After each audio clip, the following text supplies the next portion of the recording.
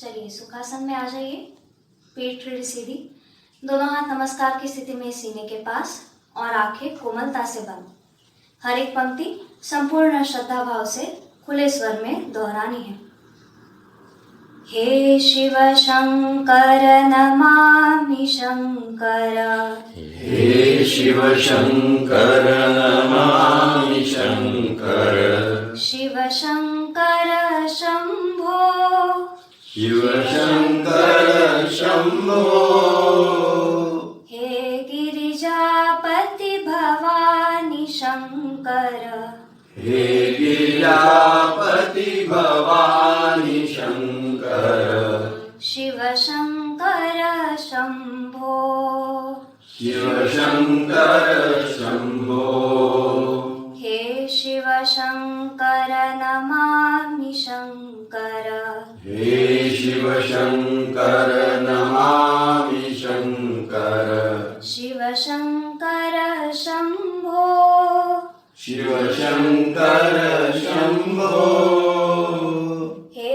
दक्षापति भवानी शंकर, हे दक्षापति भवानी शंकर, शिव शंकर शंभो, शिव शंकर शंभो, हे शिव शंकर नमामि शंकर, हे शिव शंकर नमामि शंकर, शिव शंकर शंभो, शिव शंकर शंभो, हे गौरी हर भवानी शंकर, हे गौरी हर भवानी शंकर, शिव शंकर शंभो, शिव शंकर शंभो, हे शिव शंकर नमामि शंकर,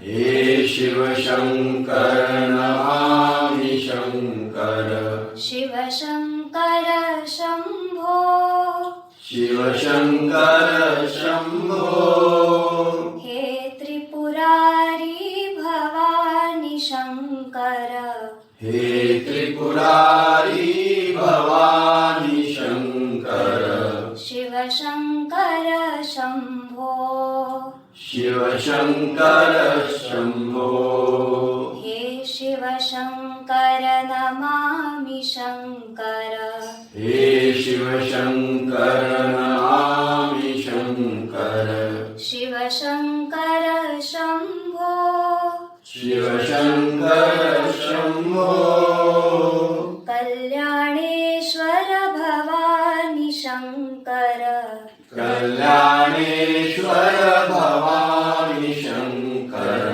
शिव शंकर शंभो, शिव शंकर शंभो, हे शिव शंकर नमामि शंकर, हे शिव शंकर नमामि शंकर, शिव शंकर शंभो, शिव शंकर शंभो, ओंकारेश्वर भवानी शंकर, ओंकारेश्वर भवानी शंकर, शिव शंकर शंभो, शिव शंकर शंभो, हे शिव शंकर नमामि शंकर, हे शिव शंकर नमामि शंकर, शिव शंकर शंभो, शिव शंकर शंभो, शिव शंकर शंभो, शिव शंकर शंभो, शिव शंकर शंभो, शिव शंकर शंभो, शिव शंकर शंभो, शिव शंकर शंभो। और अब हम तैयार हो जाएं गुरु पूजा के लिए, इसलिए चलिए खड़े हो जाइए, एड़ियां मिला लीजिए, हाथ नमस्कार में सीने से सटा लीजिए, ठुड्डी कंठ की ओर, आंखें हल्की सी बंद। पूज्यपाद गुरुमूर्ति श्री जनार्दन स्वामी महाराज, इन्हें वंदन करने हम उत्थित विवेकासन नामक आसन में जब खड़े हैं तो पाते हैं कि कलाई और सीना एक दूसरे को स्पर्श कर रहे हैं। मन ले गए वहां, ले जाइए। तो उस स्पर्श में क्या प्रतीत होता है? श्वास छोड़ते समय और प्रश्वास के समय स्पर्श में थोड़ा सा अलगपन प्रतीत होता है। तुलनात्मक देखना है, जैसे श्वास लेते तो सीना फूलता और स्पर्श जरा सघन होता है, श्वास छोड़ते सीना शिथिल होता है, स्पर्श भी शिथिल होता है। और ये जो शिथिल स्पर्श है इसकी ओर अधिक मन लगाइए और अब कल्पना करते जाइए मन का काम चालू हो गया है, तन और मन जोड़ने का काम अभी चालू हो रहा है। तो मन ले गए, वो जो शिथिलता का स्पर्श है उसकी ओर अधिक ले जाइए और कल्पना करते चलिए कि इस प्रश्वास में जितने शिथिलता का अनुभव आ रहा है उससे अधिक शिथिलता दूसरे प्रश्वास में प्रतीत हो रही है, तीसरे में उससे भी अधिक शिथिलता का अनुभव आ रहा है। अब तो यह शिथिलता केवल कलाई और सीने के पास में सीमित नहीं है, तो पूर्ण शरीर में व्याप्त हो रही है, उत्तरोत्तर हर प्रश्वास में सारे शरीर को व्याप्त कर रही है शिथिलता, फैल रही है सारे शरीर में, सर से लेकर पांव तक, और संपूर्ण शरीर शिथिल हो गया है। अब हम देखने जा रहे हैं फिर अवयव ध्यान। इस प्रक्रिया में शरीर के एक एक हिस्सा का नाम लिया जाएगा, मन से देखना उसे, और वहां कुछ तनाव बाकी है क्या, उसको और निकाल सकते हैं क्या, ऐसे प्रयास करना। पर वहां मन जरूर ले जाना। शिथिल करना संभव नहीं हुआ तो कोई चिंता नहीं रहती, पर अपने को मन ले जाना है। जैसे मस्तिष्क का बिल्कुल शीर्ष भाग, तालु का हिस्सा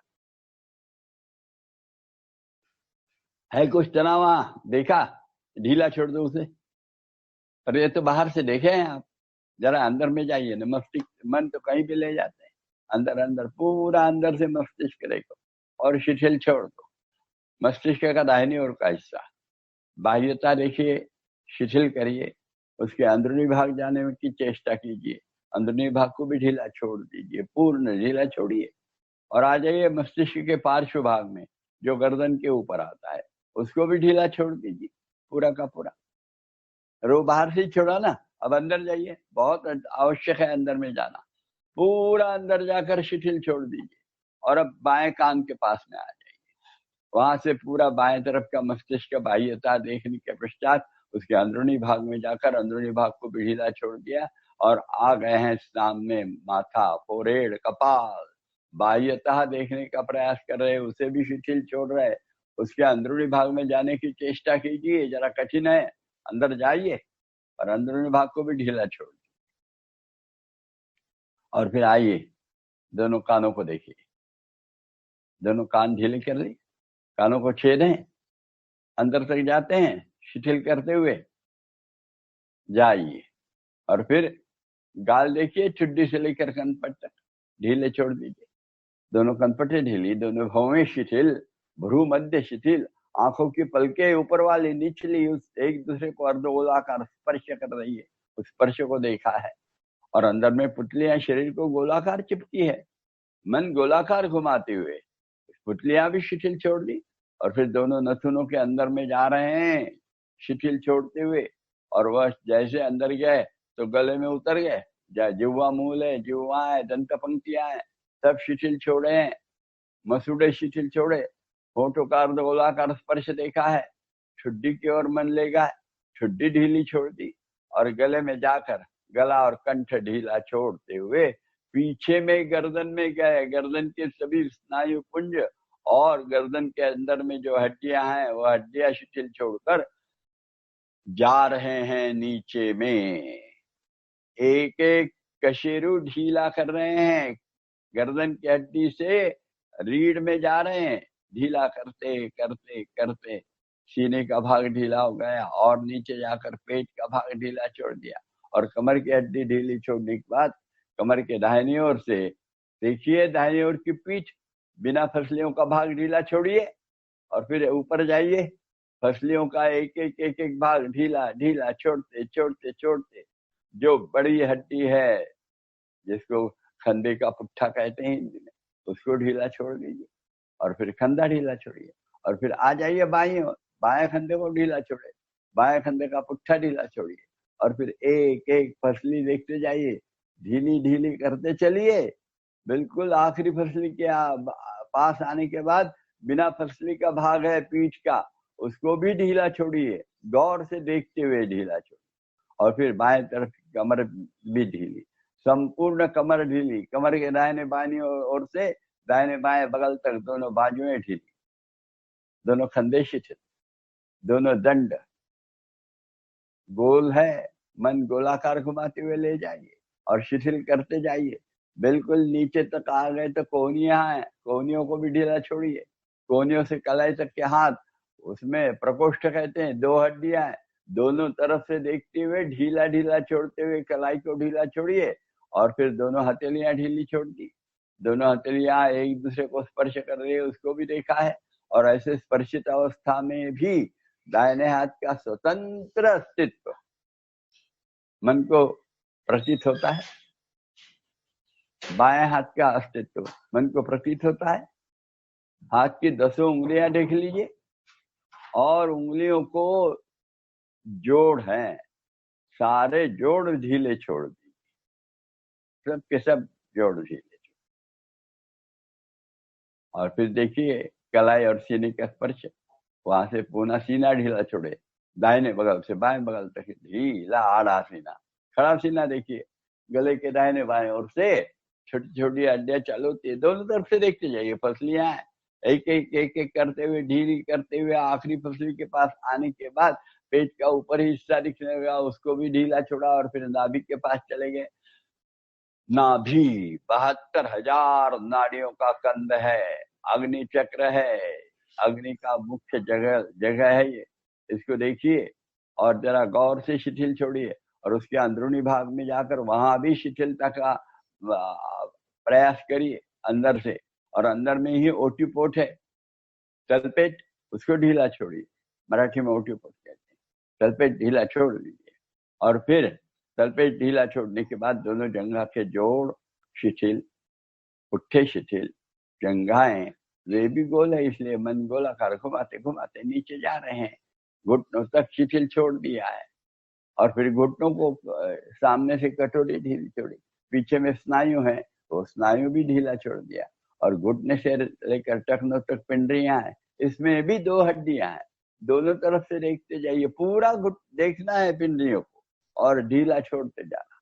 और फिर टखने के जोड़ है और दोनों टखने के दोनों जोड़, दोनों बाजू में जोड़ है, वो ढीले छोड़ दिए और एड़ियों का अर्धगोलाकार अस्तित्व देखते हुए एड़ियां ढीली, तल पांव और जमीन का स्पर्श देखा है, पांव की 10 उंगलियां ढीली छोड़ दी है और उनका भी जमीन से हो रहा स्पर्श देखने के बाद दोनों तल पांव पर समान भार है, घुटनों में समान वजन है और कमर में भी शरीर संतुलित है, देख लिया तो शरीर स्थिर हो रहा है, मन तो स्थिर है ही, शांत भी है, ऐसे शांत और स्थिर शरीर मन से मन ही मन चलिए गुरु महाराज के समाधि की तरफ जाएंगे।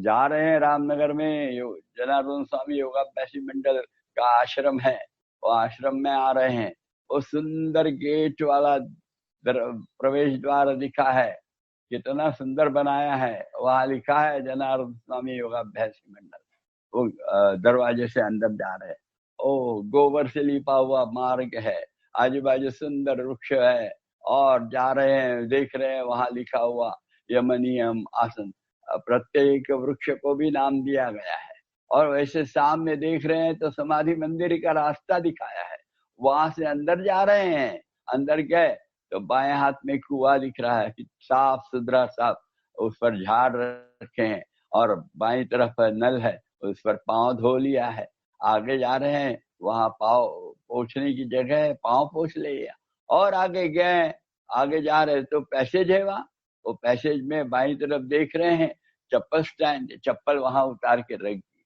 और आगे गए हैं, आगे जा रहे हैं तो बाईं तरफ मुड़ प्रवेश है, फिर से उसमें पहले ही कांच के दरवाजे से अंदर गए और सामने देख रहे हैं जनार्दन स्वामी महाराज की समाधि दिखने लगी है। हाथ तो जोड़ने की ही इच्छा है, तभी जोड़ के ही अवस्था में है हम अभी। हाथ जोड़ते हुए समाधि के दर्शन ले रहे हैं, आगे आगे जा रहे हैं, समाधि के नजदीक आ गए हैं और फिर माथा समाधि के सामने टेकने के लिए वज्रासन में बैठ गए, हाथ पीछे बांध लिए और सामने में नतमस्तक हो लिए और होकर गुरु महाराज के चरणों में एक प्रार्थना अर्पण की है, एक संकल्प अर्पण किया है। हे स्वामी जी, जीवन में समाधान, सुख और निरोगी अवस्था प्राप्त होने के लिए यथाशक्ति क्यों न हो, किंतु निरंतर योगाभ्यास कर पाऊं, इसलिए प्रेरणा तथा बल दीजिए। मन ही मन टिकाए हुआ माथा मन ही मन उठा रहे हैं और मन की आंखें खोल रहे, बाबा याद करते हुए मन की ही आंखें खोली है तो स्वामी जी की समाधि दिखने लगी है।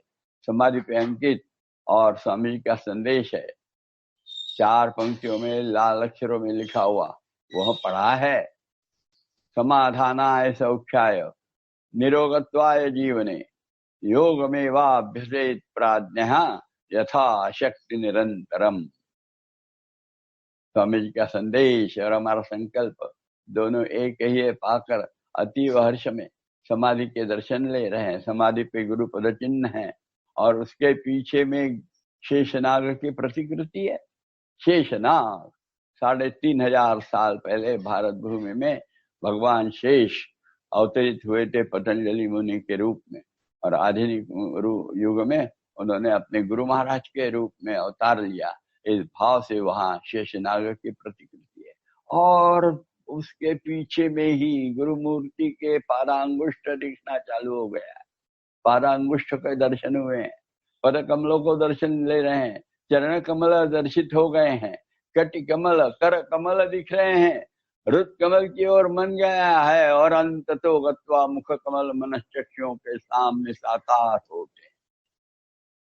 देख रहे हैं निमिष नेत्रों से, तेजस्वी मुखमंडल है, उन्नत भाल प्रदेश, माथे पे कुमकुम तिलक लगा हुआ है, स्नेह पूर्ण और आश्वस्त नयन है, वे स्मितवदन है, गले में रुद्राक्ष और स्फटिक मालाएं विराजित है, वे आजान बाहु हैं, मोती जैसी शरीर कांति, गिरे वस्त्र परिधान किए हुए हैं, कमल दलवत पांव और खड़ाऊ पहने हैं।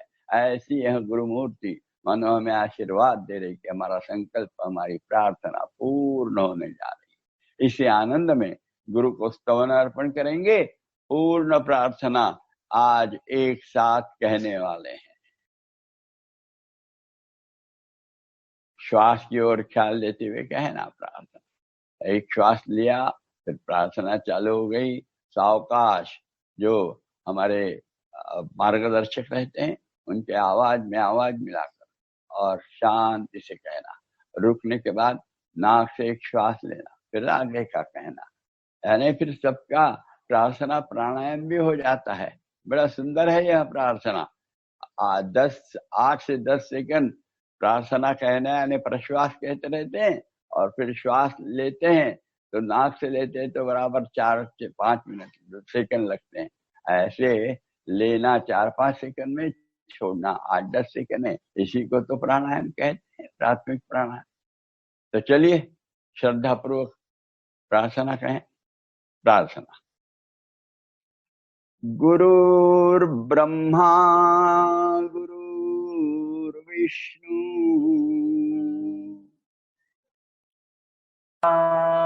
गुरुर्विष्णु गुरुर्देवो महेश्वरः गुरुर्देवो महेश्वरः गुरुः साक्षात् परब्रह्म साक्षात् परब्रह्म तस्मै श्री गुरवे नमः। तस्मै गुरवे नमः। कृष्णाय वासुदेवाय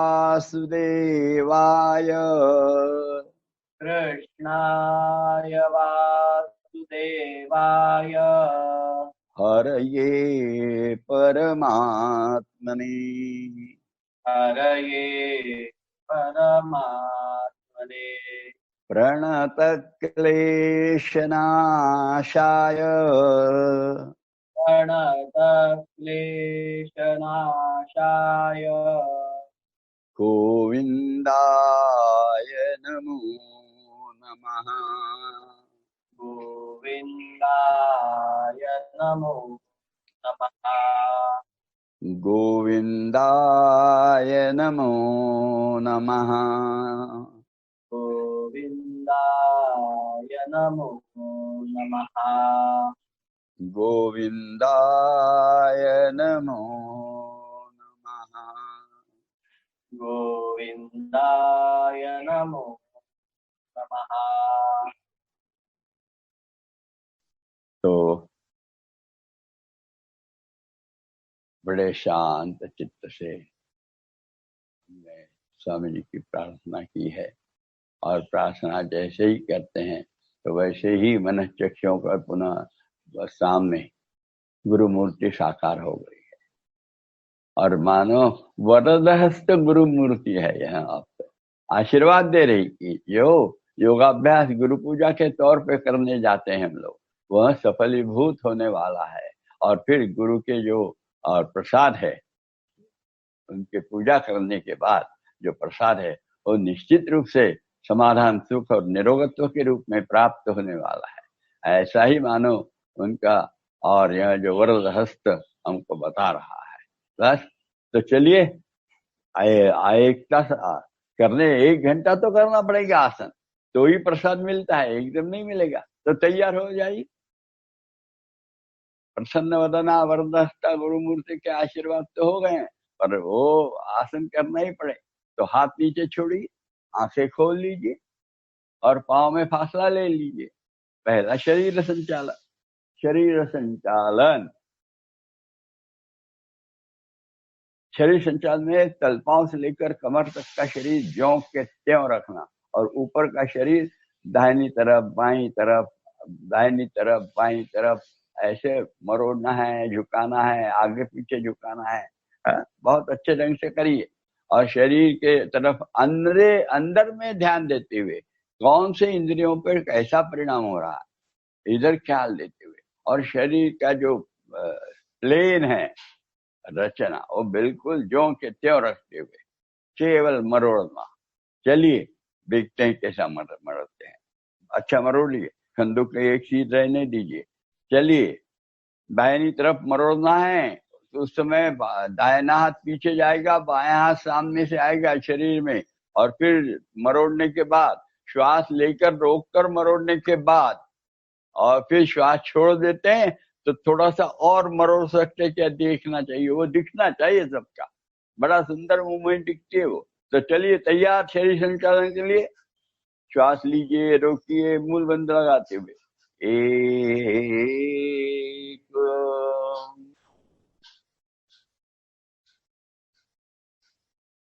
हाँ, श्वास छोड़ दिया। अब जरा और अच्छा प्रयास, वो बहुत अच्छा। और थोड़ा सा गर्दन जाती है क्या, छुट्टी कंधे के सीध में, और आंखें भी मोड़ना भाई, बंद है पर आंखें में कान देखना जाए ना।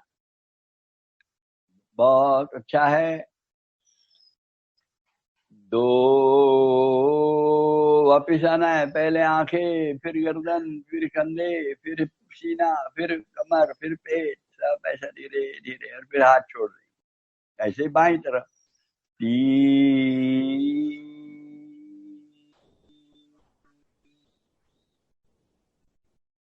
श्वास के बारे में बताऊंगा नहीं, अब आपको पता रहना चाहिए सब बराबर।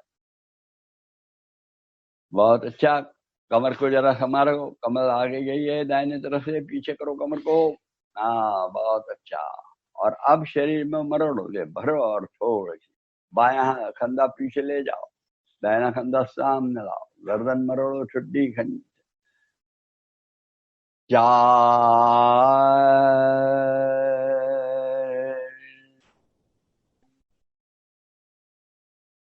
शरीर के अंदर में देखना, कहाँ अपना यकृत है, कहाँ किडनी है, कहाँ क्या है, अपना है सब।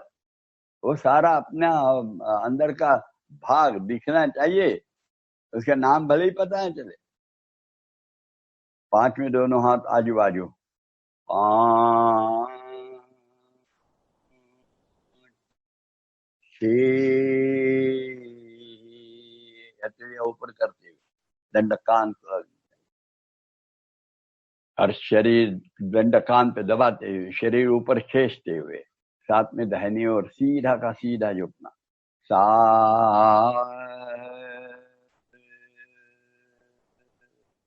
और यहाँ ढीला छोड़ना शरीर, और नीचे नीचे जाते हैं क्या देखते रहे ना। और ये बाई तरफ का खींच, दाहिनी तरफ का दबाव देखने के बाद 8 सीधे शरीर ऊपर खींच के दंडकान पर दबाते हुए 9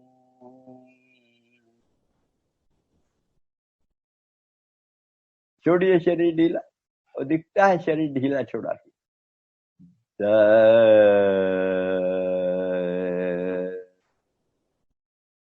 11 में पीछे, और झुकने के बाद पेट सामने रख के ना मूल बंद लगा के जाइए।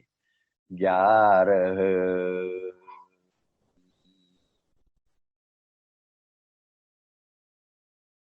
12 सीधे हो जाना। 13 में सामने, 13 का झुकने का याद रखना, सीधा सीधा झुकते जाना। और जब झुक नहीं पाते तो ढीला बदन छोड़ देना, यानी हस्तपादासन वगैरह आसन हो जाते हैं बड़े आसानी से, इसीलिए ढीला छोड़ दिया है। और बढ़े हुए खून के बहाव को देखा, होठों में, गाल में, नाक में, कान में, कनपटे में, आंखों में, कपाल में, मस्तिष्क में भी शुद्ध खून प्रचुर मात्रा में दौड़ रहा है, और इसलिए सारे ज्ञानेंद्रिय कार्यक्षम हो रहे हैं। उसको देखना जरूर, और फिर धीरे से 14 में उठना। 14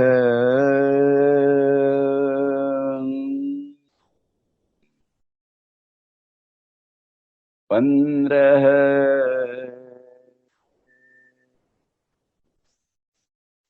16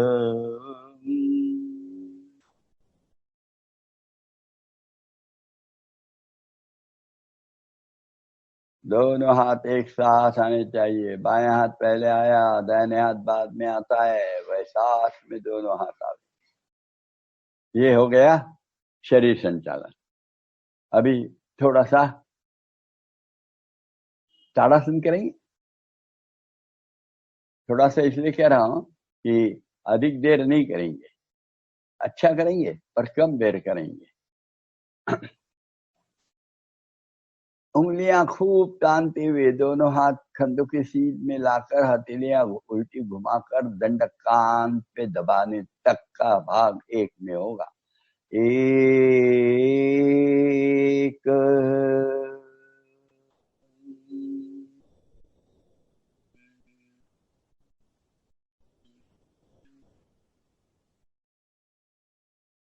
2 में शरीर की बोटी बोटी है, ऊपर से उंगलियों से चालू करना, उंगलियों के अग्रभाग से ऊपर खींचते हुए, और जब कमर खींचेंगे तब थोड़ी सी कमर ढीली छोड़कर मूलबंध और सख्त लगाकर पेट अंदर खींचते हुए फिर शरीर का ऊपर का भाग खींचते जाए।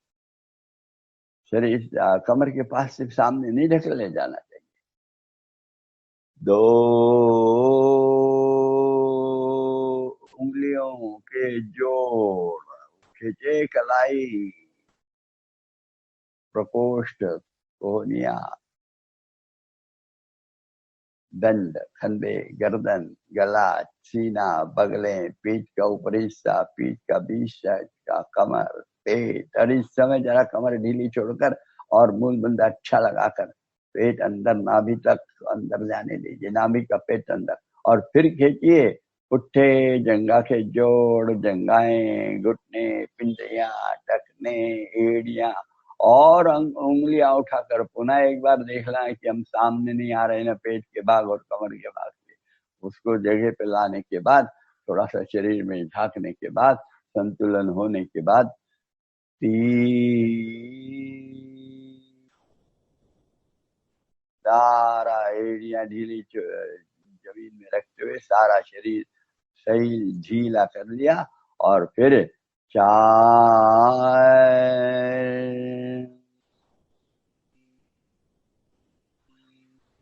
आप नीचे ले आए धीरे धीरे। ये है ताड़ासन।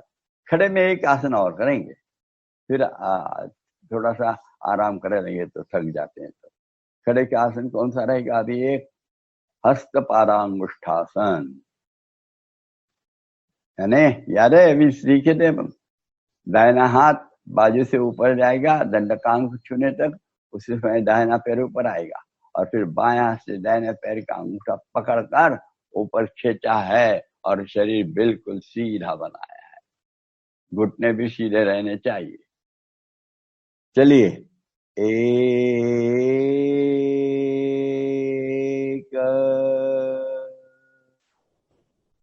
दो, बहुत अच्छा। खींचिए ऊपर, पांव थोड़ा ऊपर खींचिए और बाएं पैर का घुटना और सीधा करिए। 3,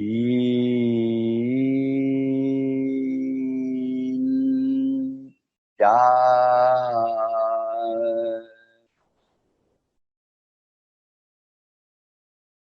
आज हम वर्ग अच्छा ले रहे, पर केवल इतना ही है। आसन का पूरा जो समय रहता है उतना देर नहीं रुकने वाले हैं आज। फिर जब 1.5 घंटे का पूरा आसनों का ही वर्ग होगा ना, तो समय लेंगे सब समय के अनुसार। हमको आदत करना है धीरे धीरे, इसलिए एक आधा आसन लेंगे ज्यादा देर तक का, पूरा समय तक का, और बाकी थोड़ा थोड़ा देर लेंगे। तो अब बाएं पैर से 1,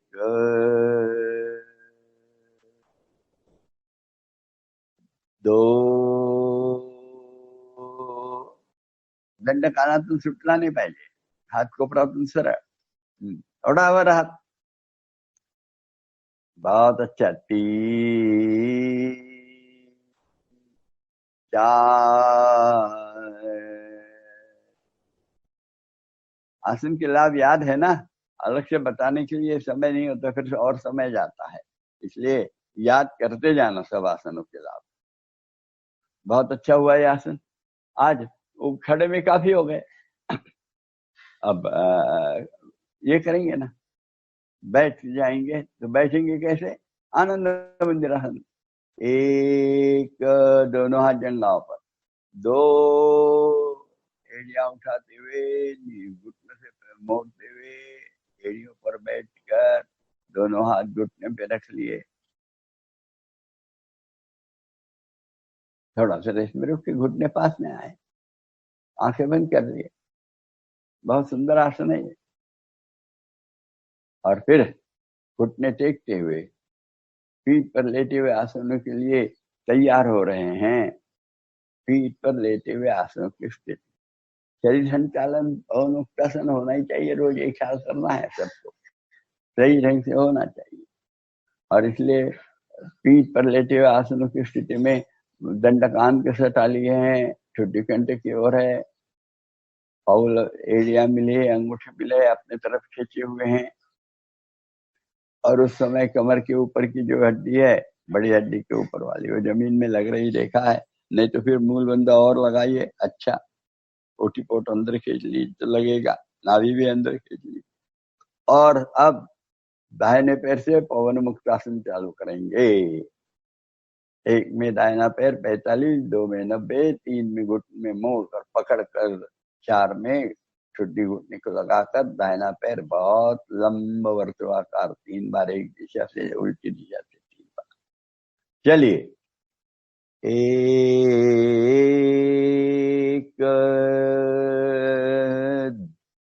पेट ढीला, 2,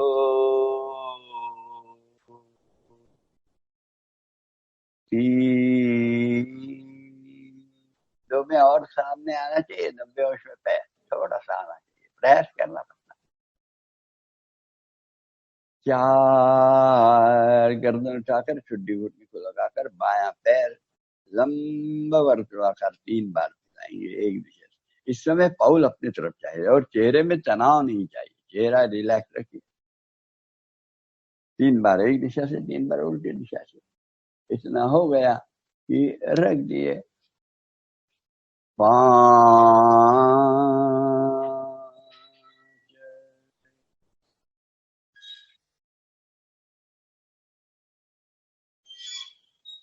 5 रख दिया गर्दन,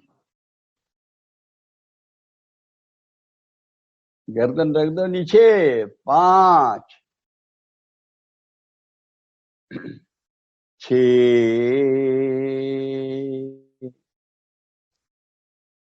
7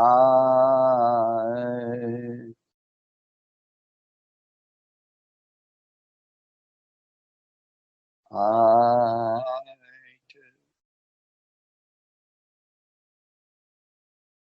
ऐसे ही बाएं पैर से करना है, पर करते समय यह देखना है 5 में हम लोग ये ख्याल करना, 5 में गर्दन नीचे रख देते हैं, ये ख्याल करना है हम। 4 में पांव नीचे चले जाता है खुद होकर, पर 5 में क्या करेंगे, गर्दन नीचे रखेंगे केवल। 6 में पांव ऊपर जाता है, ये हमको याद रखना है। थोड़ी सी गलती हो जाए तो फिर आसन में सांघिकता नहीं रहती, और इसलिए उसको गलत नहीं होने देना, इतना ही याद रखिए।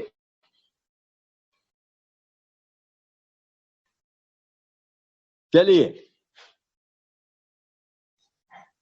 बाएं पैर से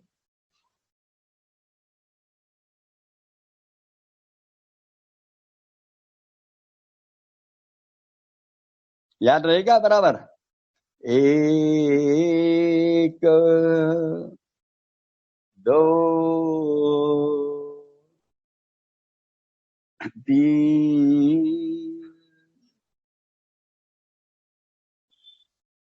4 गर्दन उठाकर लगाया है, और फिर पांव घुमाए हैं 3 बार, एक दिशा से और फिर उल्टी दिशा से भी 3 बार, और ऐसे 3-3 बार घुमाने के बाद पांव रख देंगे। रखने के बाद फिर गर्दन वही रहने देंगे, 5 में गर्दन नीचे रहेंगे। 5 6 7 8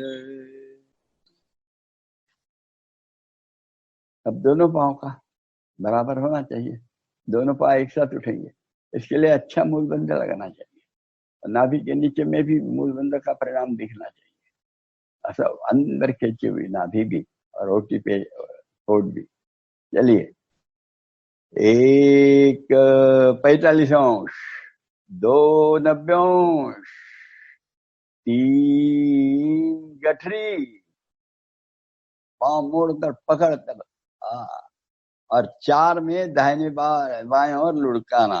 और लुढ़काते समय याद रखना कमर की हड्डी, रीढ़ की हड्डी और पसली, इसके बीच में वजन आना चाहिए, ख्याल चाहिए।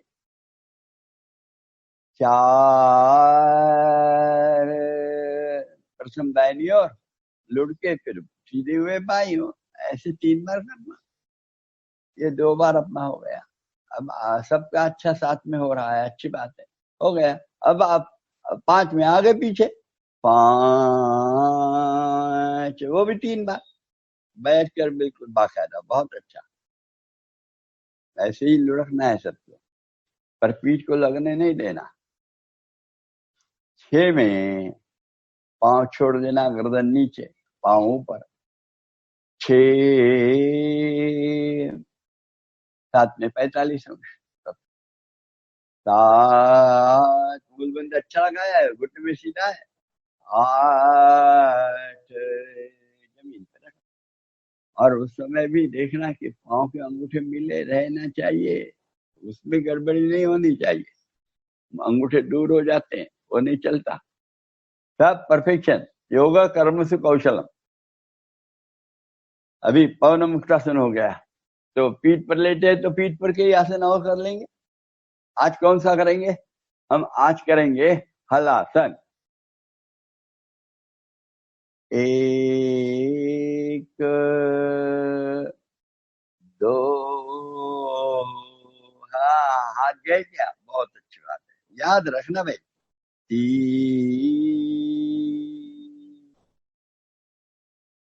बहुत अच्छा। और 4 में जमीन के पास में, घुटने में पैर सीधे, 4, हाथ बहुत समांतर, जमीन में लगाओ और फिर उठा लो और घुटने में सीधा रखो। हाँ, और थोड़ा देर रुको, रिलैक्स हो जाओ। गर्दन में, पेट में, सीने में, पीठ में, पुट्ठे में, मन में भी रिलैक्स और शांत पड़े हैं। और यह क्या क्या नहीं करता, मधुमेह दुरुस्त कर सकता है, मूलाधार दुरुस्त कर सकता है। ये सब याद करिए कितना है इसका लाभ, इसलिए उसको जरा ज्यादा देर करिए। 5 पांव थोड़े ऊपर, यानी जमीन को समांतर हो जाए। 6 में रीढ़ के एक एक हड्डी जमीन को लगाते हुए पांव 90 अंश। 6,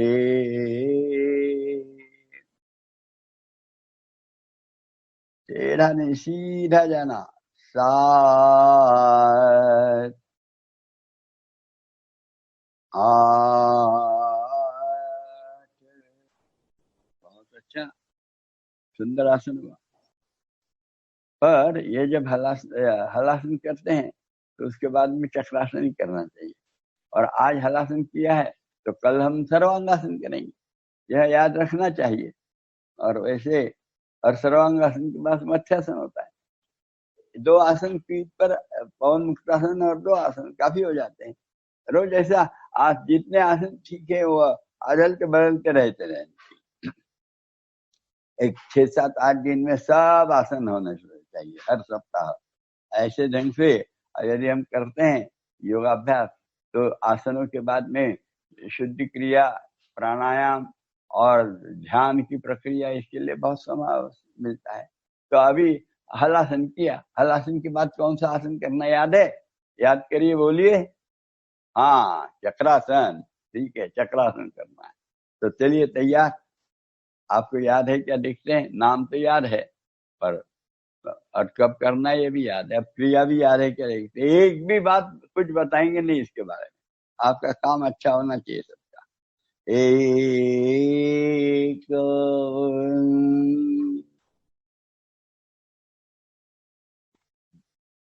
बहुत अच्छा। 2,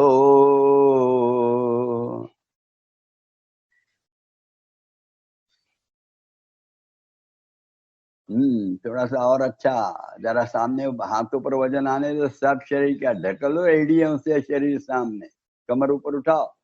3, गर्दन अच्छी डाली थी, कमर और उठाना चाहिए। 4, कमर उठाने के लिए प्रयास करना चाहिए हम लोगों को। कैसे? वो जो कमर में नीचे में 2 बड़ी हड्डियां हैं, वो जो 2 हड्डियां छोर शरीर की है, उसके नीचे में ऐसा एक त्रिकोण सरीखा एक स्नायु उतरते हैं दोनों तरफ, ऐसे नीचे त्रिकोण बन जाता है। वो स्नायु खींचे तो कमर ऊपर ढकेलना संभव होता है। बहुत अच्छा होता है अनुभव। शरीर में मन लगा तो ये सब चीजें दिखती है, उसको देखना चाहिए। बहुत अच्छा। चलो पेट पर लेटे हुए आसनों के लिए आ जाएंगे। पेट पर पे 2-3 आसन करेंगे। जैसे आज हम भुजंगासन, शलभासन और नौकासन करेंगे। चलिए तैयार है? पर अच्छा करना भाई, बहुत अच्छा होना चाहिए भुजंगासन। वर्णन करो? नहीं, आवश्यकता नहीं है। देखो आप कैसे करते हैं, ये बहुत पुराना हो गया, याद है क्या? एक में दोनों हाथ सीने के बगल में, आखिरी फसली के पास में रखना हथेली, और कोहनियां एक दूसरे के पास में खींच लेना है, और पांव की एड़ियां वगैरह मिली हुई चाहिए, अंगूठे मिले चाहिए पक्के। और फिर 2 में केवल और केवल गर्दन ऐसी उठाना कि छत देख रहे हैं, हाथों पे जोर देना नहीं, और कोहनियां और एक दूसरे के पास में लाने का प्रयास। चलिए एक, बहुत अच्छा है, दो, उठाइए गर्दन धीरे धीरे छत देखने के लिए, और आते जाइए ऊपर, आते जाइए ऊपर, बहुत अच्छा, और ऊपर आ सकते क्या, देखो गर्दन देखना है, ले जाओ, और कितना हिस्सा उठता है शरीर का, उठने दो, तीन, ठीक है, हाथ उठा के दिखाया तो बहुत अच्छा हुआ, हाथ पे जोर नहीं दिया, चार अच्छे नीचे गए, चार,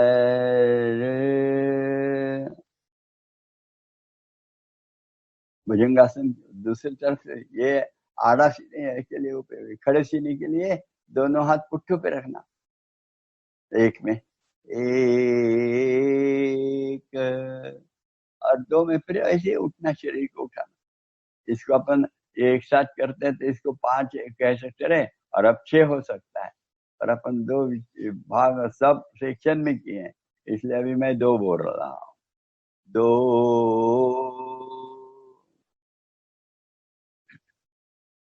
करिए, अच्छा उठाइए ऊपर, इसमें कितना भी उठा सकते हैं ताकत लगा के, 3, अब ऐसे नीचे धीरे धीरे, और ठुड्डी लगनी चाहिए, फिर नाक का छोर, फिर कपाल, और फिर 4, हाथ ले आना,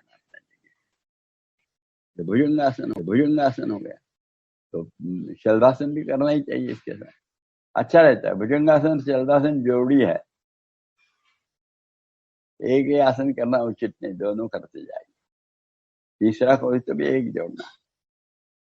चलिए, शलभासन के लिए कौन सा शलभासन करेंगे आप, अर्ध शलभासन, शलभासन, पहले दाहिना पैर, एक,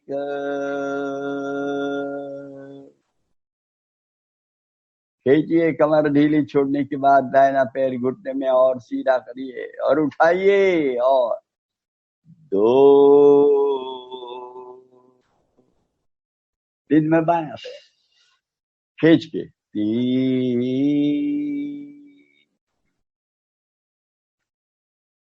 बहुत अच्छा, और जरा कमर ढीली छोड़ो, पैर खींचो, ऊपर ले जाओ, ऊपर शरीर में झांको, 4,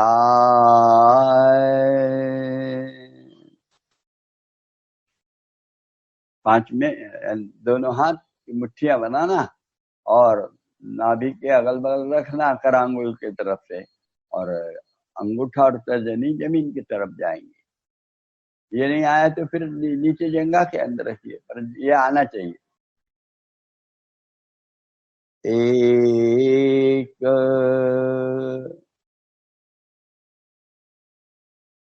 और ये लगा लिया तो चुड्डी सामने जमीन में लगा लेना,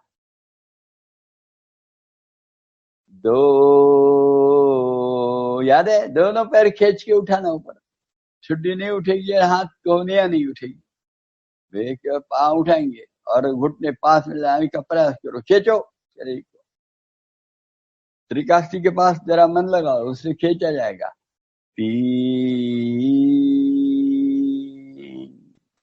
जमीन पे पैर रख दिए, गर्दन अंदर भी आ गई, 4, हाथ निकाल दिए, सामने आ गए, और एक आसन करेंगे, हाँ, ये तो जोड़ी हो गई है, एक आसन है करने के लिए, कौन सा करें, जरा ज्यादा क्रमांक में हो गया, तब कम क्रमांक में करेंगे, 4 क्रमांक वाला, यानी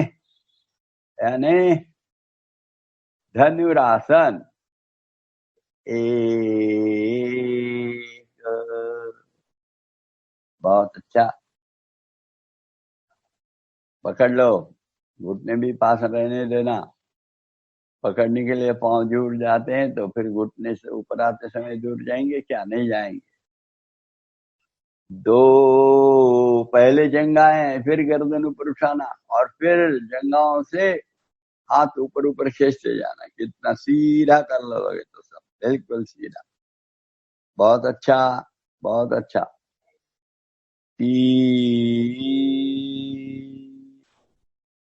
गर्दन पहले, जंघाएं बाद में, और कमर ढीली, एकदम ढीली छोड़ो।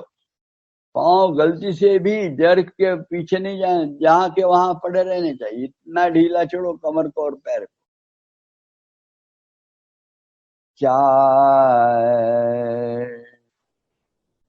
आ गया जर्क, थोड़ा सा नहीं आना चाहिए, बहुत अच्छा हुआ, पर केवल जर्क अवॉइड करना है सबको। तो कमर खूब ढीली छोड़ी तो जर्क नहीं आता। तो हो गए ना।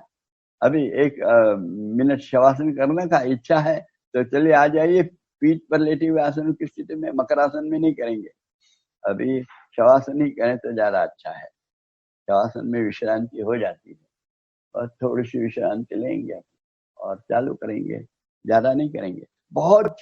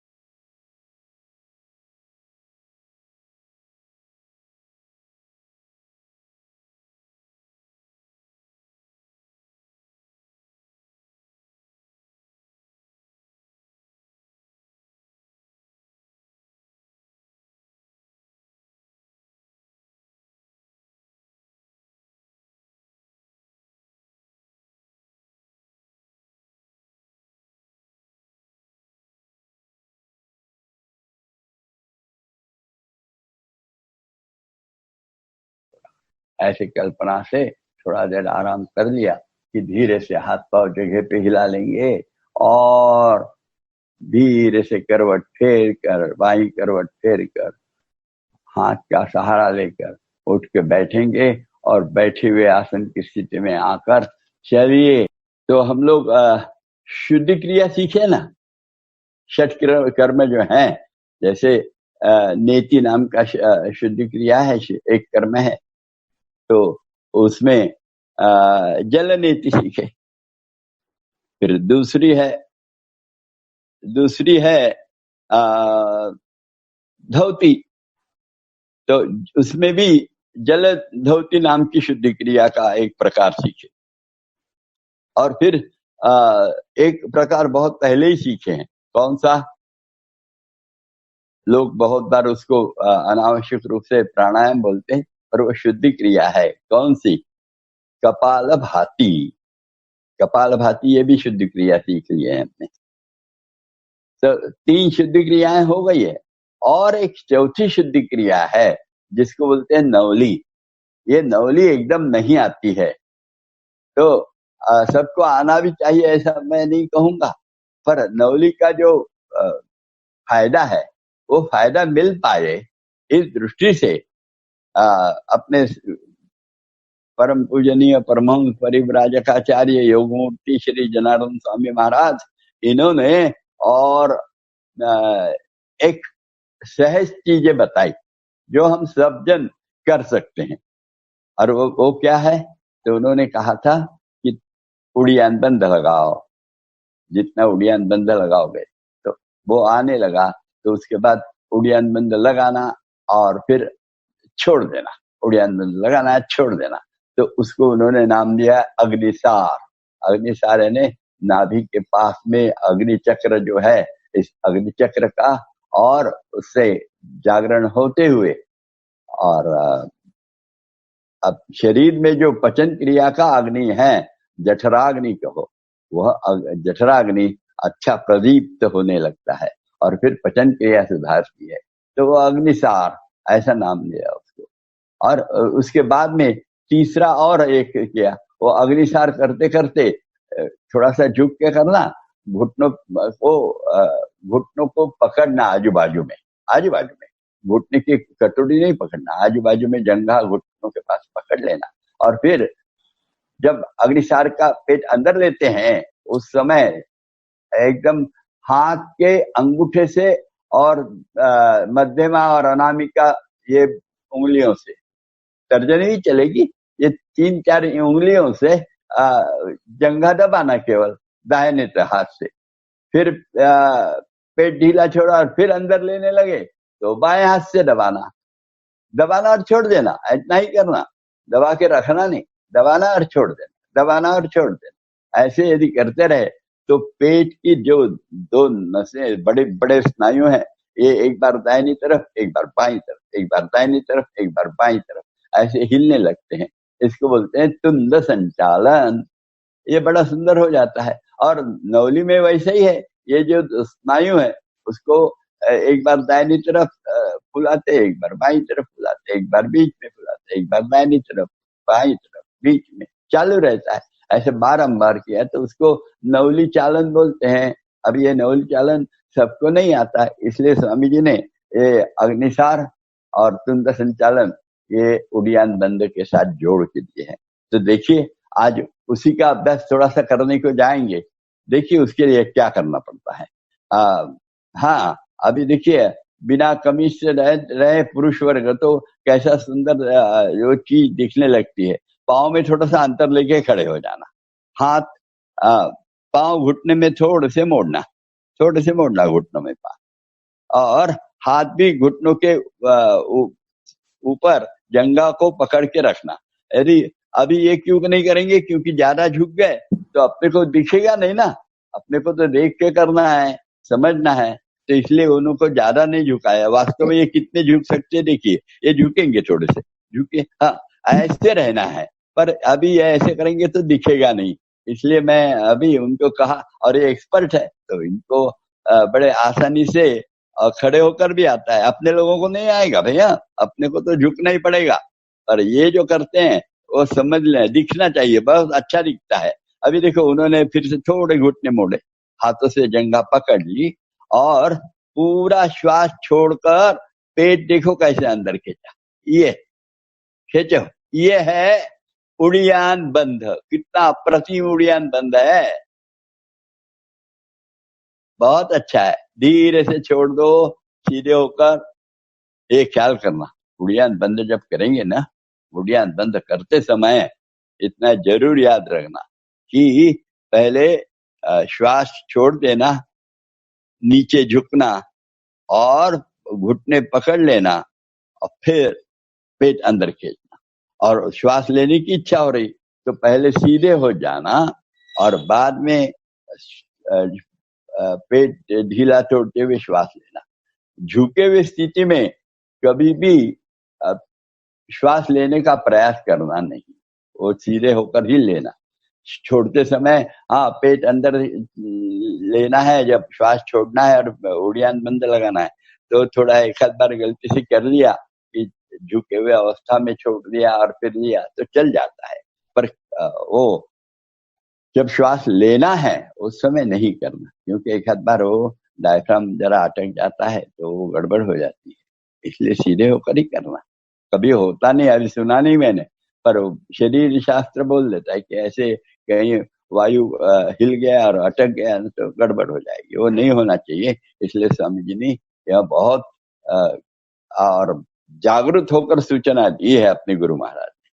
तो ये तो ये जैसे खड़े होकर करते हैं, थोड़ा झुकेंगे और थोड़ा झुको, घुटने मोड़ के किंचित घुटने मोड़ा, और अब करके दिखाओ उड़ियान बंद।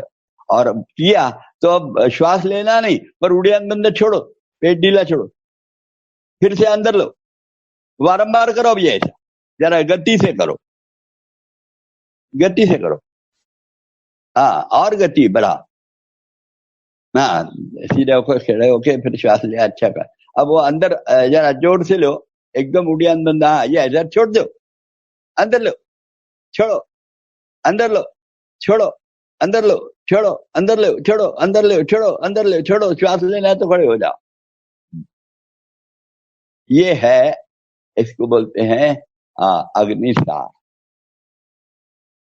और यही अग्निशान करते समय जब पेट अंदर लेते हैं, यानी उड़ियान बंद सरीखा, उस समय दाहिने हाथ का जो घुटने के ऊपर जंघा पकड़ी है, तो मुट्ठी में है ऐसी जंघा, तो मुट्ठी खूब कड़क नहीं रखना, और जब पेट अंदर लेते हैं थोड़ी सी ताकत वाली मुट्ठी बनाना और फिर ढीला छोड़ देना। फिर बाएं हाथ फिर से पेट जब अंदर खींचेंगे तो बाएं जंघा को मुट्ठी में जो पकड़ा है तो मुट्ठी टाइट करना, ढीली छोड़ देना। ऐसे करते रहे हर वक्त। जब हम पेट अंदर लेते हैं उस समय ऐसा करते रहे तो वो जो है तुंद संचालन होने लगता है। देखो कैसा होता है, और वो करके देखना, आप करे कि नहीं देखना। हाँ चलो नीचे जो करो, हाँ और करो एक बार, पेट अंदर लो और दबा मुट्ठी, पेट ढीला छोड़ो, अंदर लो, ऐसे करते रहो। हाँ बस एक एक बार बस, कंधे नहीं हिलाने की आवश्यकता है, केवल मुट्ठी दबाना है, और ऐसे सांस लेने की इच्छा हो गई तो सीधे हो जाना। और एक बार जरा करेंगे, चलो अंदर ढीला, अंदर ढीला, अंदर ढीला, अंदर। आप मुट्ठी के बारे में सोचो, आप पेट हिलाना है ये मत सोचो, आप पेट अंदर लेना, पेट बाहर लेना, ऐसे नहीं सोचो और मुट्ठी दबा, तो आपको आने लगेगा, सहज आएगा वो, आपको अलग से करना नहीं पड़ेगा, वो होता है, ये ख्याल करना। बस दिख गया कि आपको ये है तुंद संचालन। कैसे दाहिनी तरफ पेट खिसका, बाईं तरफ खिसका, दाहिनी तरफ खिसका, बाईं तरफ। जब ऐसे एक खिसकते रहता है, और ये है तुंद संचालन, पूरा पेट दाहिनी बाईं खिसकाना, और वो जो बड़े जो स्नायु हैं उनके द्वारा अंदर के जो अपने छोटी आंत, बड़ी आंत, और क्या क्या जो होगा, लीवर होगा, कहीं कहीं पैंक्रियास होंगी, कहीं पैंक्रियास तक जाते कि नहीं पता नहीं मुझे भी, पर ये अपने को अपन क्या कहते हैं उसको, स्प्लीन, ये सब का मॉलिश होता है। और ये मॉलिश होना, और इसलिए जब एक बार मॉलिश होता है तो उसके कारण कार्य क्षमता इंद्रियों की बढ़ती जाती है। उसमें जो दोष होगा, लिथार्जी हो जाएगी, उसमें कार्य ग्लानि हो जाएगी, वो सब ग्लानि निकलते हुए एकदम तरोताजा बनते हैं इंद्रिय, और पेट का स्वास्थ्य सुधरता है। ये बहुत महत्वपूर्ण है इस नवली क्रिया का जो लाभ है वो। और यह लाभ, ये नवली नहीं आई तो भी ये 3 क्रियाओं द्वारा हम लोगों को आ सकता है। ये बहुत सुंदर है। फिर से एक बार उड़ियान दंड देखिए कैसे करते हैं। करो उड़ियान दंड, सीधे जैसे आता है वैसे खड़े होकर। ये अपने को दिखता है, इनका पेट गया पीठ के पास, बहुत अच्छा हुआ। ये है उड़ियान दंड। और ये हाथ हम लोगों को नीचे रखना है, घुटने के पास में थोड़े से रखो, आप हाथ घुटने के पास में रखो ऐसे, और फिर करना, ये श्वास छोड़ देना, और पेट अंदर अंदर अंदर, नाभि भी अंदर के इतना पीठ की तरफ, उसमें मूल बंद भी लगाना है। हाँ ये इतना जरूर याद करिए, बहुत अच्छा। ये हो गया। और और कैसे दूसरा कैसे करके दिखाएंगे आप तुंद संचालन? अपना अग्निसार करके दिखाओ एक बार ऐसे। करो। ये बहुत अच्छा, ये है अग्निसार। अब यही करते रहो, और जब अंदर लेते तब केवल एक बाजू की मुट्ठी दबाते जाओ, तो फिर दूसरे बाजू की दबाते। बस बहुत सुंदर। और एक बार तुंद संचालन। अब भी बताए वैसे ही सोचो, तुम्हारा मत सोचो, तुमको जो याद है वो वैसे, जैसे बताए वैसे करते। ये हिल रहा है, दिख रहा पेट? मुझे तो दिखा, बहुत अच्छा। बस बस बस, अच्छा किया। ये है 3 क्रियाएं हैं, ये 3 क्रियाएं कर लेते हैं ना, और बाद में सोचते हैं कि हमको नवली आना चाहिए, तो नवली भी आने लगती है, बहुत आसानी से आती है। अभी हमारे जो अग्रेसर है सामने, डेमोन्स्ट्रेटर, इनको भी नवली नहीं आती, तो अपने को आनी चाहिए ऐसा मत सोचिए। हर एक को नहीं आती बहुत बार, पर उससे कोई हम योग में अपूर्ण रह गए ऐसा सोचने की आवश्यकता नहीं। परिपूर्णता कभी किसी को आती नहीं है ना? इसलिए उसके बारे में ना सोचते हुए उसके जो लाभ है, गुरु महाराज ने जो हमको बताया कि आप ये नवली के लाभ लेना है तो आप करिए उड़ियान दंड, आप करिए अग्निसार, आप करिए तुंड संचालन। ये यदि बारंबार करते हैं तो उड़ियान अपने नवली के लाभ सब मिल सकते हैं। ये हमको याद करना है। ये चौथी हमारी हो गई है अपनी क्या कहें शुद्धि क्रिया, बड़ा सुंदर है। अभी 2 ही तो रह गए, तो एक तो करते नहीं, बस्ती नाम की है वो अपन कहीं पढ़ाते नहीं है। एक त्राटक है वो पढ़ा सकते हैं, एक आध बार पढ़ाएंगे, फिर अभी उतनी आवश्यकता नहीं है। और एक चीज, बैठिए ना जरा आराम से। अभी पद्मासन, एक थके नहीं न ज्यादा, 2 दाहिना पैर बाएं, और पेट में एड़ी गाड़ के रखिए, दोनों हाथ से घुटने पकड़ लीजिए, कोहनियां सीधी करिए, और कपालभाति अच्छी, ज्यादा मत करो, 31 स्ट्रोक केवल करो। चलिए, श्वास लो, छोड़ो, कपालभाति प्रारंभ।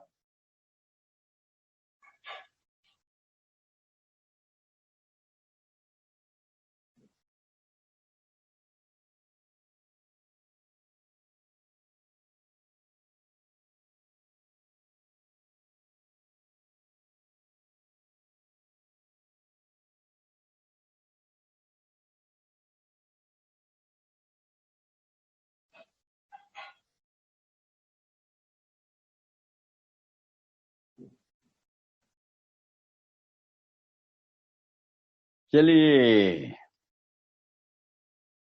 प्राणायाम। प्राणायाम का प्रकार याद रखना अपने को, तो वही करना है ज्यादा। पहले दाहिने से लेकर रोक कर बंदे वगैरह अच्छे लगाना, भूलना नहीं, और बाएं से छोड़ना। एक मंत्र में लेना, 2 मंत्र रोकना, 2 मंत्रों में छोड़ना, 1 मंत्र अपना रोकना, ऐसे 3 बार, और फिर बाएं से लेकर बाएं से छोड़ना, वो भी 3 बार। बीच में योग्य पद्धति का तैयार हो गए। गुरु का स्मरण कर लिया, गुरु पदिष्ठ मार गए ना। प्राणायाम के लिए श्वास से पूरा जुड़ जाइए, मन केवल श्वासमय हो जाना चाहिए।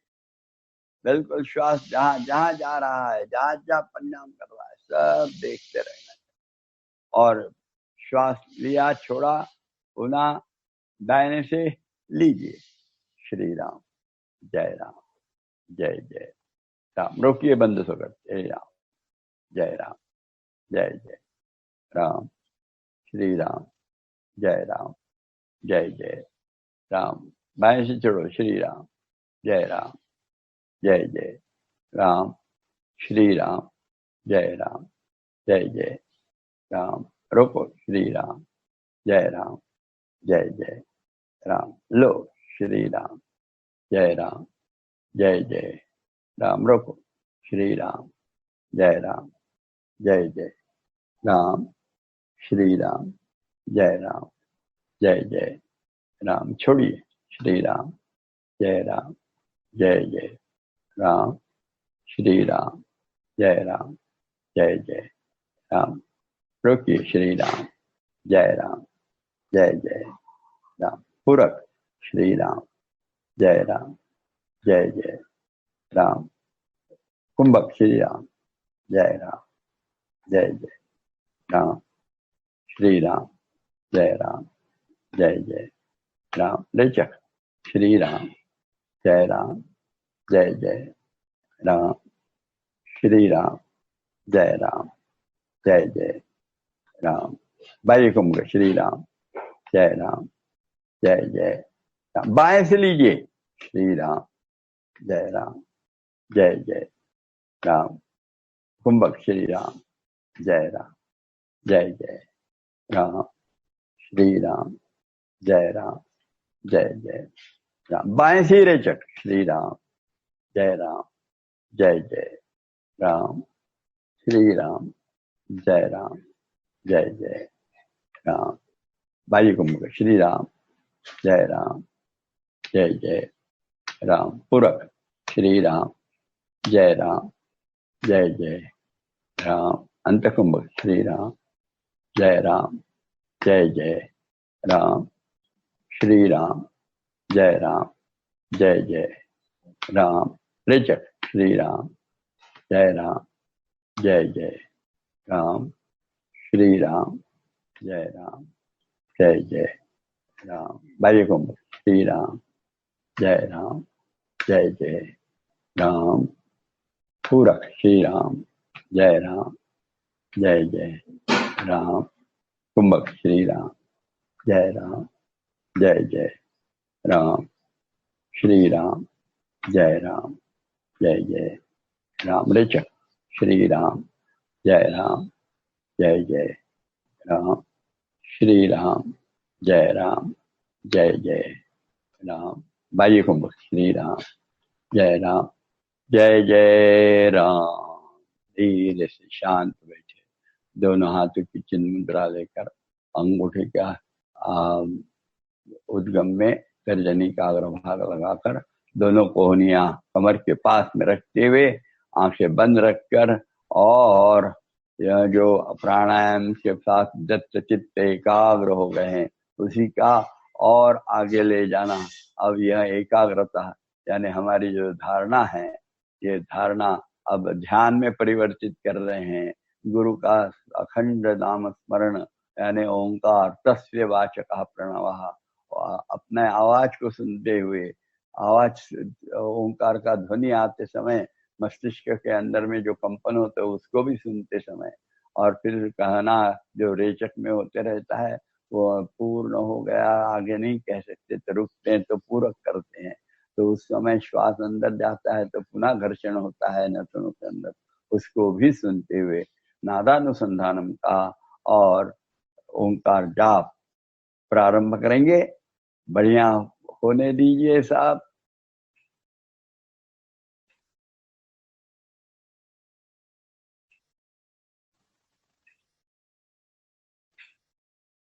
और ऐसा ओंकार जब हरिओम कहा जाएगा तो पूर्ण करना। हरिओम।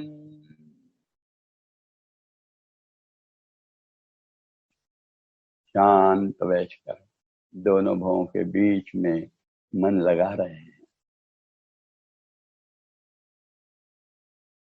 बिल्कुल मन की आंखें होनी चाहिए, तन की आंखें नहीं चलेंगी। दोनों भवों के बीच में जहाँ बिंदी तिलक लगाते उसको देखते रहे, अखंड देखते।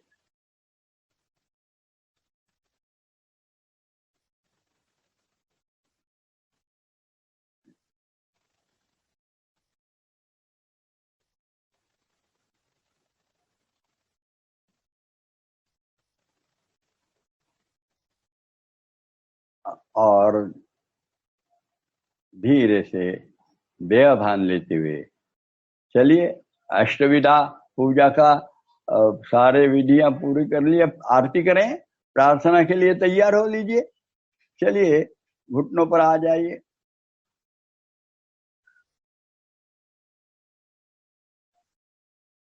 घुटने मिले हुए, एड़िया मिले हुए, अंगूठे मिले हुए, हाथ नमस्कार में सीने से सटे हुए, थोड़ी छुट्टी कंठी की ओर आंखें बंद। बस गुरु का अब आरती के रूप में प्रार्थना अर्पण करेंगे और प्रार्थना शांत रूप से सब मिलकर श्वास का और प्रश्वास का अवकाश देखते हुए एक साथ एक आवाज, यह जो आवाज होते हैं तो वातावरण में जहां जहां भगवान हमारे गुरु महाराज अस्तित्व में है उनके स्पंदन, हमारे यहाँ आवाज के और स्पंदन उनसे भाव से मिल जाते हैं और वे हमारे लिए साक्षात्कार रूप में सामने खड़े हो जाते हैं। ऐसा सुंदर एक साथ और सबका आवाज होना चाहिए। चलिए तो देखिए श्वास प्रश्वास अंदर जाने वाला बाहर आ गया, पुनः लिया और प्रार्थना प्रारंभ। असंख्यात नावे जयादेत लोक परिनित्यतो सच्चिदानंद एक जयाच्या बळे चालतो हा पसारा नमस्कार त्या ब्रह्म तत्वापारा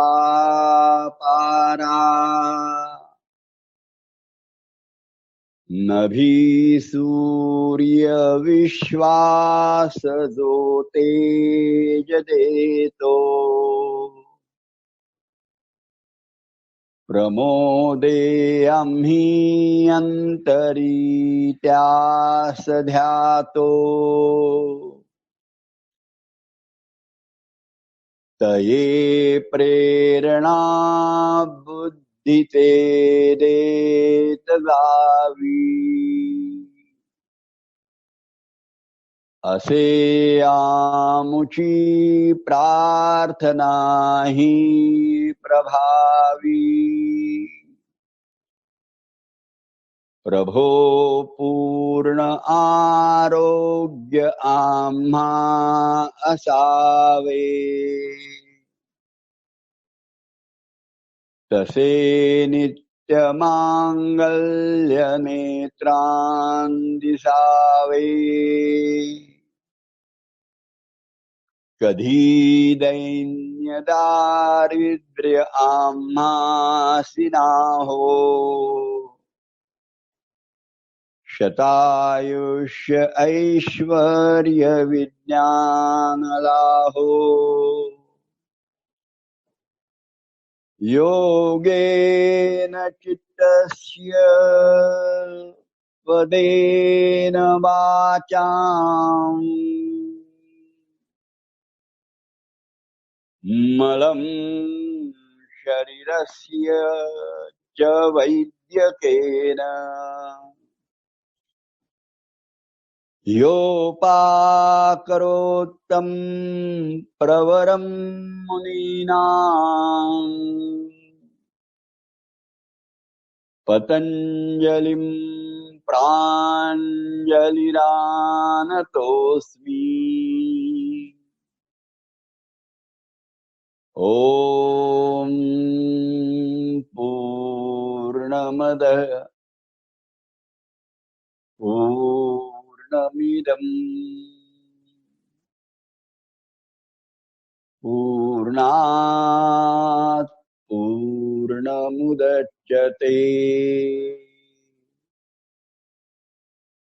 पूर्णस्य पूर्णमादाय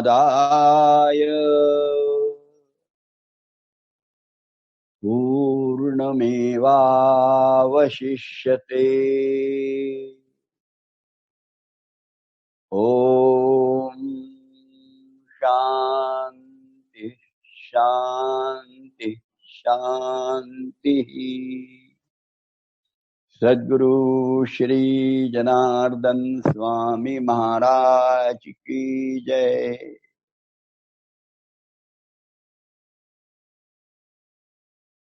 धीरे से हाथ नीचे छोड़ देंगे, पीछे बांध लाएंगे, एड़ियों पर बैठ जाएंगे, माथा सामने टेक देंगे और कहेंगे तेरा तुझको अर्पण क्या लागे मेरा, मुझे तो आपका प्रसाद ही चाहिए, समाधान सुख और निरोगत्व वाला वह दीजिए। और ऐसा मांगते हुए धीरे से उठ के बैठ जाएंगे। और बैठ गए तो केवल अभी इतना याद रखना है कि ये जो हम सीख रहे हैं, यह सीखना अपने दो चीजें हैं। शरीर का स्वास्थ्य बहुत अच्छा रहे, सब प्रकार की प्रतिकार क्षमता बढ़ते रहे और कुछ आघात होते हैं, जैसे अभी समझो कुछ जीवाणु विषाणु यानी बैक्टीरिया या और वायरस क्या बोलते हैं, इनके अटैक रहे तो वह सहन करने की क्षमता, उससे जूझने की क्षमता अंतर में निर्माण करना, यह योग के सारी क्रियाओं का मूल है। अभी कहा जाता है और अपन करने वाले हैं, एक छोटा सा पैकेज 1-2 दिन में अपन वो दिखाएंगे कि कोरोना वालों ने अपने लंग्स की क्षमता बढ़ाना, प्रतिकार क्षमता बढ़ाना, इसके लिए क्या क्या करना है, ये अपन एक ऐसा यही देंगे रेडीमेड पैकेज। पर वास्तव में अपन लोग जितना सीखे ना अभी, ये सब अच्छे ढंग से करते रहे तो सब कुछ होने वाला है। इतना जरूर याद करिए। वो अनावश्यक रूप से वो एक पैकेज के पीछे, आजकल हमको पैकेज अच्छा लगता है तो मालूम नहीं क्यों लगता है, पर परिपूर्णता आना यह बहुत अच्छी रहती है। और हम लोगों ने जो सीखा है अभी 25 दिनों में, ये सब उतना ही सुंदर है। इसका बारंबार उपयोग करते रहना। अपने पास 1 घंटा 1.5 घंटा है, उसके में करते रहना है ये, तो ये बहुत अच्छा होता है। तो अभी तो हमारा विषय जो चालू है उसमें भी जैसे तन का स्वास्थ्य का अभी, तो तन के स्वास्थ्य के बाद हम लोगों का मन का भी स्वास्थ्य अच्छा रहना चाहिए। मन का स्वास्थ्य बहुत महत्वपूर्ण है। मनेव मनुष्याणाम कारणम बंध मोक्ष।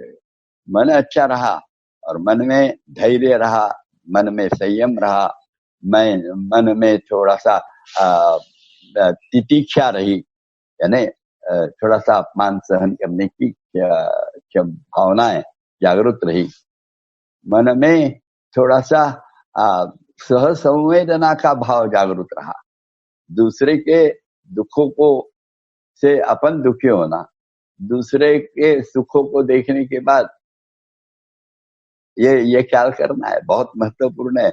मन का निरोगत्व इस चीज में है, दूसरों के सुखों को देखने के बाद वो उसके कारण हम भी आनंदित और सुखी हो जाना, यह भाव यदि जागृत कर देते हैं तो कोई भी बीमारी, शरीर मन बुद्धि की बीमारी कभी पास में फटकेगी नहीं। यह बहुत महत्वपूर्ण चीज, और स्वामी जी ने बताई है, नहीं योग शास्त्र में ही बताया है कि सुखों से मैत्री करो, सुखी लोगों से नहीं, केवल सुखों से मैत्री। जहां जहां सुख है वहां वहां हम उससे मैत्री किए रहेंगे तो हमारे जैसा मित्रत्व में जैसा मित्र दिख गया तो आनंद होता है केवल, वैसे ही सुख दिखा कि आनंद रहेगा, मनोमालिन्य नहीं आएगा। मनोमालिन्य नहीं आया तो अनावश्यक मत्सर नहीं आएगा, हेवा नहीं आएगा, फिर या फिर ज्यादा अहमन्यता रही तो तिरस्कार और घृणा के भाव नहीं आएंगे। और यह बहुत महत्वपूर्ण भाग, मैत्री करना सुखों से और दुखों के लिए करुणा रखना। जहां जहां दुख रहे तो उसके लिए करुणा आना, फिर वो पहचान का इंसान रहे, पशु रहे, पक्षी रहे, जो कुछ रहे, दुख दिखा कि वेदना दिखी तो उससे करुणा आनी ही चाहिए। करुणा, वो करुणा का कितना बड़ा है कि करुणा आती है, और करुणा आती है तो फिर बीच में बताया था एक बार मैंने, फिर से उसको ही दोहराऊंगा। ये करुणा का भाव रहा और दूसरे के दुखों से अपने अंदर में दुखी होने की अनुभूति आती है तो सहज रूप से, और पानी में डूबने वाला बिच्छू और एकनाथ महाराज या नामदेव महाराज पानी से निकाल लेने का प्रयास करते हैं, बिच्छू अपना स्वभाव नहीं छोड़ता, काटता है, ये तो इंसान है, काटा तो हाथ से आई गो कहे और हाथ से छूट गया, तो फिर से छटपटाने लगा, पानी में गिरा तो फिर से उठाया। ये जो करुणा के भाव है, ये करुणा के भाव दूसरे के और पूरे समाज नहीं पूरे सृष्टि से जितने अनावश्यक और अत्याचार है वो सब समाप्त करने, हिंसाचार है उसको सब समाप्त करे, दुष्टाचार है उसको भी सब समाप्त करे। एक करुणा के भाव खूब आवश्यक है, बहुत आवश्यक है। जैसे हर सुख से मैत्री होना आवश्यक है, वैसे हर दुख से और सह संवेदना यानी करुणा निर्माण होना, यह भी बहुत नितांत आवश्यक है। और उसके साथ साथ जहां जहां अच्छी चीज होती है, अच्छी चीज को पुण्य कहते हैं, जहां जहां अच्छी चीज है उसके बारे में और उसके द्वारा आनंद होना। जहां अच्छा, एक गुलाब का अच्छा फूल दिखा तो क्या होता है, आनंद होता है ना अपने अंदर में, ओहो कितना सुंदर फूल है, उसका सुंदर सुगंध आया तो वाह वाह आनंद एकदम आ जाता है। तो जो जो और ऐसे अच्छी चीजें हैं उसको कहते हैं पुण्य। एक ख्याल करना अपना, पाप पुण्य जो शब्द है ना, वो पाप पुण्य और वैसे बहुत वैज्ञानिक मनोवैज्ञानिक शब्द है, उसको केवल ऐसे पोथी पुराण वाले शब्द नहीं है। जो पुण्य, पुण्य यानी जो जो अच्छा आनंद देने वाली चीजें हैं, आनंद व जिससे निर्माण होता है, ऐसे हर चीज को पुण्य कहते हैं। और ऐसे पुण्य जितने हैं वो पुण्य से और प्रमुदित होना, आनंद हो जाना, जहां जहां पुण्य का काम दिखेगा उससे आनंद, आनंद देने वाली चीजें हैं वो, इसलिए आनंद। पर ये आनंद बहुत बार कैसा होता है, बहुत बार आनंद ये व्यक्तिगत स्वार्थ से संबंधित हो जाता है। नहीं, फिर धीरे धीरे इस आनंद देने वाले चीज का बड़ा व्यापक और जनरलाइजेशन जब किया, तो जनरलाइजेशन करने के बाद जो जो अच्छी चीजें हैं, जिस चीज से हर एक इंसान को शायद आनंद मिलेगा, उसको समाधान मिलेगा, उसको सुख की भावना होगी, उसका मन निरोगी होगा, ऐसी जो जो चीजें हैं उसको पुण्य कहते हैं। और इस पुण्य से आनंदित होना, यह एक भाव मन में जागृत करना। और उसी के साथ एक और महत्वपूर्ण है, जो जो अपुण्य है, अपुण्य यानी जो बुरा कहा जाता है। अब बुरा और अच्छा क्या, इसका हमको समझता है बहुत बार। हम अपने केवल अहंकार और स्वार्थ से उतना सही ढंग से प्रकट नहीं करते, किंतु दूसरे के बारे में जब सोचना है तो हम बोलते हैं कि ये अच्छा नहीं किया रे तूने, या फलाना बुरा कर रहा है तू, यह अयोग्य है, ये सब बोलते रहते हैं ना। हमको समझता है, केवल स्वार्थ और अहंकार से हम उसका अलगपन दिखाते नहीं। पर जो जो बुरी है, जिससे समाज की हानि होगी, व्यक्ति के सुख की हानि होगी, व्यक्ति के समाधान की हानि होगी, व्यक्ति के शरीर मन बुद्धि इसमें ग्लानि आएगी, ऐसी हर चीज जो है वो अपुण्य है, बुरी है।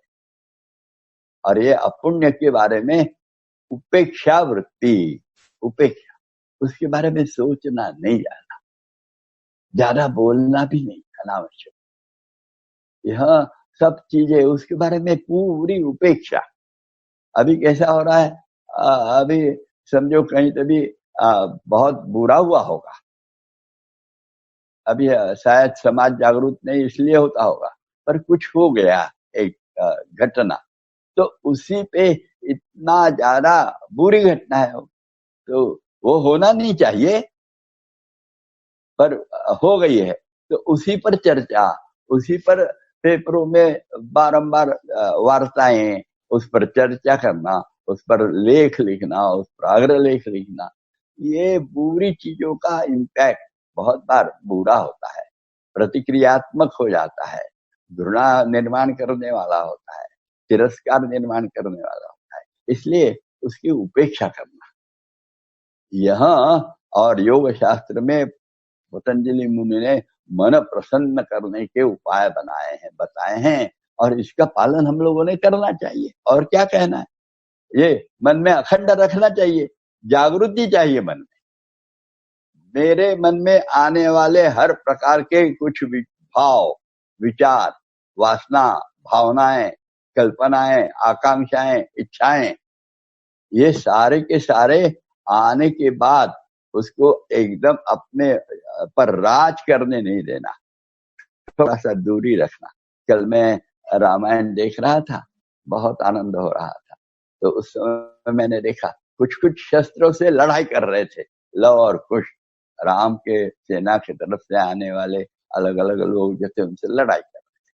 पर कुछ कुछ शस्त्र ऐसे रहे तो उससे लड़ाई नहीं करते रहे, उससे दूरी रखते रहे। अभी 2 गज की दूरी, अभी कोरोना जिसको कहते हैं ना, ये कोरोना जब आता है तो कोरोना से क्या कहा है, लड़ो मत, 2 गज दूरी रखो, बात ये कैसा बताए। ये ऐसी यदि हम दूरी रखते हैं सभी विचारों के, मन के आने वाले जेवड़े तरंग है, ये सारे तरंगों से थोड़ा दूर रखते हैं, और फिर उसके बारे में बुद्धि से सोचते हैं कि ये इसके रिएक्शन अंदर में निर्माण होना, इससे मैं, मेरा मन, मेरी बुद्धि, मेरा तन, मेरा समाज, मेरा कुटुंब ये सुखी होगा या नहीं। तो सुखी होगा तो उसको स्वीकारना, और नहीं तो उसको धिक्कारना, यानी उदासी भाव रखना, छोड़ देना।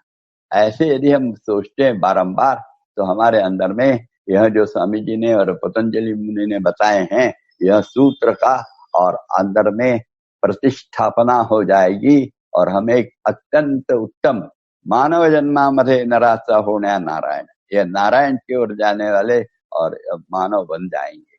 इतना ही आज